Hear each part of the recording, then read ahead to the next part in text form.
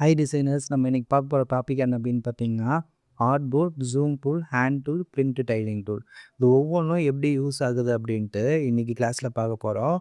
Class ஸ்டார்டிங்லேருந்து end வரைக்கும் பாருங்கள், கண்டிப்பாக உங்களுக்கு புரியும். ஓகேங்களா? இது பிகினர்ஸ்க்கான சீரியஸ். ஓகேங்களா? ஃபஸ்ட்டு வந்து பார்த்தீங்கன்னா ஆர்ட் போர்டு. இந்த ஆர்ட் போர்டோட சைஸை வந்து உங்களால் சேஞ்ச் பண்ண முடியும். இது எப்படி தானே பார்க்குறீங்க? டூல் பாரில் பார்த்தீங்க அப்படின்னா இந்த லாஸ்ட்டாக ஆர்ட் போர்ட் டூல்னு இருக்கும். இதோட ஷார்ட்கட் பார்த்தீங்க அப்படின்னா ஷிஃப்ட்+O. இது ஷிஃப்ட்+Oவை டபுள் கிளிக் பண்ணிங்க அப்படின்னா இந்த மாதிரி விண்டோ வந்து உங்களுக்கு ஓப்பன் ஆகும். நீங்கள் மேனுவலாகவும் என்ன பண்ணிக்கலாம்னா சேஞ்ச் பண்ணிக்கலாம். இல்லை இந்த இடத்துல நீங்கள் பார்த்தீங்க அப்படின்னா ப்ரெசெட்ஸ் A4க்கு நான் வந்து A3 மாற்றிக்கிறேன். மாற்றிட்டு நீங்கள் மேனுவலாக சேஞ்ச் பண்ணுறது இருந்தால் இந்த இடத்துல வித்து ஹைட்டு இதெல்லாம் கொடுத்து நீங்கள் சேஞ்ச் பண்ணிக்கலாம். ஓரியன்டேஷனும் நீங்கள் சேஞ்ச் பண்ணிக்கலாம். ஜஸ்ட்டு நான் ஓகே கொடுக்குறேன். இங்கே பாருங்கள், A4 சைஸ் வந்து பார்த்தீங்க அப்படின்னா உங்களுக்கு A3 சைஸாக மாறிடுச்சு. ஓகேங்களா? எனக்கு இதே போலவே இப்போ நான் அகைன் A4க்கு நான் வந்துடுறேன். A4க்கு வந்துடுறேன். நான் வந்து கண்டினியூஸாக ஒரு பேஜ் கண்டினியூஸாக நான் ஒரு புக்கு மாதிரி நான் வந்து ரெடி பண்ணணும் அப்படின்னா எனக்கு இது ஒரே ஒரு பேஜ் மட்டும்தான் இருக்குது. நெக்ஸ்ட் பேஜ் வந்து எனக்கு தேவைப்படுது அப்படின்னா என்ன பண்ணணும்னா ஆன் போர்டு எடுத்துகிட்டு பக்கத்தில் நீங்கள் இப்படி மேனுவலாக ட்ரா பண்ணிவிடுங்க. இதோட சைஸ் நீங்கள் சேஞ்ச் பண்ணுறதுக்கு இப்போ ஆர்ட் போர்டு வந்து செலெக்ஷனில் இருக்குது. இதோட சைஸ் சேஞ்ச் பண்ணுறதுக்கு டபுள் கிளிக் பண்ணுங்கள். உங்களுக்கு இந்த மாதிரி வரும். இந்த ப்ரெசெட்ஸில் போயிட்டு நீங்கள் A4 உங்களுக்கு என்ன சைஸ் தேவையோ அதை நீங்கள் கொடுத்தீங்க அப்படின்னா உங்களுக்கு 2 வந்துடும். ஓகேங்களா? அதே போல் நீங்கள் எத்தனை பேஜஸ் வேணாலும் க்ரியேட் பண்ணிக்கலாம். கண்டினியூவாக நீங்கள் ஒரு மேகசைன், புக்கு அந்தமாரி நீங்கள் ரெடி பண்ணுறீங்க அப்படின்னா உங்களுக்கு இந்த ஆர்ட் போர்டு வந்து ரொம்ப யூஸ்ஃபுல்லாக இருக்கும். ஆர்ட் போர்டோட சைஸையும் நீங்கள் சேஞ்ச் பண்ணிக்கலாம். ஓகேங்களா? நெக்ஸ்ட்டு இந்த ஆர்ட் போர்டுக்கு பேரும் நீங்கள் மாற்றிக்கலாம். இது ப்ரெசெட்ஸ் நிறைய இருக்கும். எந்த ப்ரெசெட்ஸ் ஆனாலும் நீங்கள் வச்சுக்கலாம். வித் ஹைட்டு XY, அதாவது இந்த அடோப் இல்லஸ்ட்ரேட்டர் ஸ்க்ரீனில் இது XY ஆக்சிஸில் எந்த டைரெக்ஷனில் இருக்குது இந்த ஆர்ட் போர்டு அப்படின்றது இது காமிக்குது. இதை நீங்கள் மேனுவலாக சேஞ்ச் பண்ணிக்கலாம். இது ஓரியன்டேஷன். இது பார்த்தீங்க அப்படின்னா கன்ஸ்ட்ரெயின் ப்ராப்பர்ட்டிஸ். அப்படின்னா நீங்கள் ஒன்று சேஞ்ச் பண்ணால் எல்லாமே சேஞ்ச் ஆகும். இது வந்து ஒரு லிங்க்கு மாதிரிங்க பாருங்கள். ஓகேங்களா? தென் பார்த்தீங்க அப்படின்னா டிஸ்பிளேயில் போய் ஷோ சென்டர் மார்க் கொடுக்குறேன். ஷோ கிராஸ் ஹேஸ் கொடுக்குறேன். ஷோ வீடியோ சேஃப் ஏரியா கொடுக்குறேன். இந்த வீடியோ சேஃப் ஏரியான்றது வந்து பார்த்தீங்க அப்படின்னா நீங்கள் வந்து ஒரு டிசைன் பண்ணுறீங்க. நெக்ஸ்ட் வந்து அது வீடியோவாக அந்த டிசைன் வந்து வீடியோவுக்கு தேவைப்படுது அப்படின்னா அதுக்கான சேஃப் ஏரியாலாம் என்ன பண்ணி கொடுக்கணும்னா இது மார்க் பண்ணி கொடுப்போம். ஓகேங்களா? இது fat region art board update while tracking அப்படிலாம் நான் கொடுத்துட்டு ஓகே கொடுக்குறேன். இங்கே பாருங்கள், சென்டராக பாயிண்ட் வச்சுக்குது. இது வீடியோ பண்ணுறதுக்கான சேஃப் ஜோன் ஏரியா அப்படி எல்லாமே என்ன பண்ணி கொடுக்குதுன்னா மார்க் பண்ணி கொடுக்குது.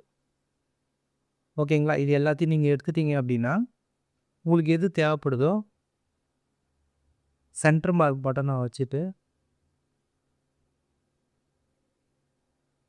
இது ஃபேட் ரீஜன் அவுட் சைட்னா வெளியே வந்து உங்களுக்கு இந்த கலரில் காமிக்கும். ஓகேங்களா? இந்த க்ரே கலரில் காமிக்கும். மற்றதெல்லாம் வந்து ஆர்ட் போர்டு வந்து ஒயிட் கலரில் காமிக்கும்.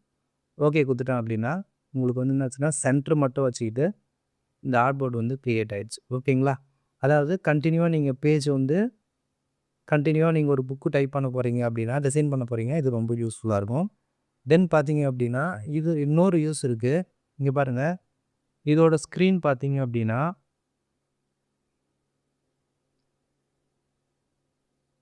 பிளாக்காக வச்சுக்கிறேன். இந்த பிஎன்ஜி வந்துட்டு நான் இங்கே வைக்கிறேன். தென் அதே பிஎன்ஜியை காப்பி பண்ணி இதுக்கு வந்து பார்த்தீங்க அப்படின்னா கலர் ஒயிட் வச்சுக்கிறேன். இந்த மாதிரி நீங்கள் கஸ்டமர் கிளைண்ட்டுக்கு வந்து வேரியேஷன் பண்ணி காமிக்கலாம். பிளாக் கலர் பேக்ரவுண்டில் ஒயிட் கலர் லோகோ வச்சு நீங்கள் காமிக்கலாம். இல்லை ஒயிட் பேக்ரவுண்டில் பிளாக் கலர் லோகோ வச்சு நீங்கள் காமிக்கலாம். அதுக்காகவும் இந்த ஆர்ட் போர்டு வந்து யூஸ் ஆகுது. ஓகேங்களா? இது உங்களுக்கு புரிஞ்சிருக்கும்னு நினைக்கிறேன். நெக்ஸ்ட் நம்ம பார்க்க போகிற டாபிக் வந்து பார்த்திங்கன்னா ஜூம் டூல். இந்த ஜூம் டூல் வந்து பார்த்திங்க அப்படின்னா ஷார்ட்கட் வந்து Z. ஓகேங்களா?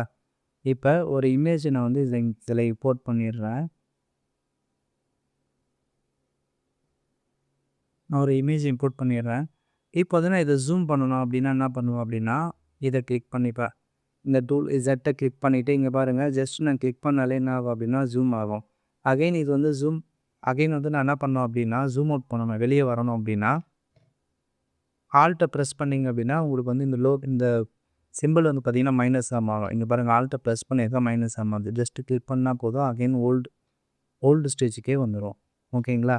அப்படி இல்ல அப்படின்னா, ஷார்ட்கட்ல பார்த்தீங்க அப்படின்னா, கீபோர்ட் ஷார்ட்கட்ல பார்த்தீங்கன்னா, கண்ட்ரோல் ப்ளஸ் அழுத்துனீங்க அப்படின்னா, ஜூம் ஆகிட்டே இருக்கும். கண்ட்ரோல் மைனஸ் அழுத்திங்க அப்படின்னா, ஓல்டு ஸ்டேஜுக்கே போகும். ஓகேங்களா? வியூவில் போய் பார்த்தீங்கன்னா உங்களுக்கு தெரியும். ஜூம் இன்னுக்கு வந்து கண்ட்ரோல் ப்ளஸ் ப்ளஸ்ஸு, ஜூம் அவுட்டுக்கு வந்து கண்ட்ரோல் மைனஸ். ஓகேங்களா? இதை வந்து நீங்கள் உங்கள் ஹார்ட்போர்ட் விண்டோவுக்கு வந்து கரெக்டாக ஃபிட் பண்ணணும் அப்படின்னா, கண்ட்ரோல் 0 ப்ளஸ் பண்ணால் போதும். கரெக்டாக ஹார்ட்போர்ட் சைஸுக்கு ஏற்ற மாதிரியே வந்துடும். ஓகேங்களா? நெக்ஸ்ட்டு வந்து பார்த்தீங்க அப்படின்னா, ஹேண்ட் டூல். இப்போ நான் வந்து ஒர்க் பண்ணிகிட்டே இருக்கேன். எனக்கு அகைன் கொஞ்சம் தள்ளி போணும் அப்படின்னா என்ன பண்ணணும் அப்படின்னா, நான் அகைன் இதில் போயிட்டு ஸ்க்ரோல் பால் தள்ளணும் அப்படின்னு அவசியம் கிடையாது. கீழே ஸ்க்ரோல் பால் தள்ளணும்னு அவசியம் கிடையாது. இந்த ஹேண்ட் டூல் இருக்கு பார்த்தீங்களா, ஹேண்ட் டூலை கிளிக் பண்ணி இப்படி ட்ராக் பண்ணால் போதும். எனக்கு வந்து என்ன ஆகும் அப்படின்னா, இந்த ஒர்க் ஸ்பேஸ் வந்து மூவ் ஆகும். ஓகேங்களா? ஒர்க் பண்ணிகிட்டே இருக்கும்போது ஏதாவது இடத்துல நான் ஒர்க் பண்ணணும் அப்படின்னா, இப்படி மூவ் பண்ணிக்கலாம். இந்த ஹேண்ட் டூல் இல்லாமல் எப்படி ஒர்க் பண்ணலாம் அப்படின்னா, கீபோர்ட் ஷார்ட்கட்டில் ஸ்பேஸ் அழுத்தினாலே உங்களுக்கு ஹேண்ட் டூல் வந்துடும். ஸ்பேஸ் அழுத்திக்கிட்டே நீங்கள் வந்து என்ன பண்ணலாம் அப்படின்னா, ரைட் கிளிக் கொடுத்துக்கிட்டே நீங்கள் ட்ராக் பண்ணிங்க அப்படின்னா, இந்த ஹேண்ட் டூல் வந்து ஒர்க் ஆகும். ஓகேங்களா? நெக்ஸ்ட்டு வந்து பார்த்தீங்கன்னா, பிரிண்ட் டெய்லிங் டூல். இந்த பிரிண்ட் டெய்லிங் டூல் வந்து எதுக்காக யூஸ் ஆகுது அப்படின்னா, நீங்கள் இது பெரிய பேனரில் ஒரு சின்ன இடம் மட்டும் பிரிண்ட் எடுக்கணும் அப்படின்னா, இந்த பிரிண்ட் டெய்லிங் டூல் வந்து ரொம்ப யூஸ்ஃபுல்லாக இருக்கும். இங்கே பாருங்கள், பிரிண்ட் டெய்லிங் டூலை கிளிக் பண்ணிவிட்டு ஜஸ்ட்டு நான் கிளிக் பண்ணால் போதும். எனக்கு இந்த மரம் இருக்கிற ஏரியா மட்டும் இந்த சைடு மட்டும் எனக்கு வேணும் அப்படின்னா, இந்த இடத்த மட்டும் என்ன பண்ணணும் அப்படின்னா, பிரிண்ட் எடுக்கும். இங்கே பாருங்கள், பிரிண்ட்டு கொடுக்குறேன்.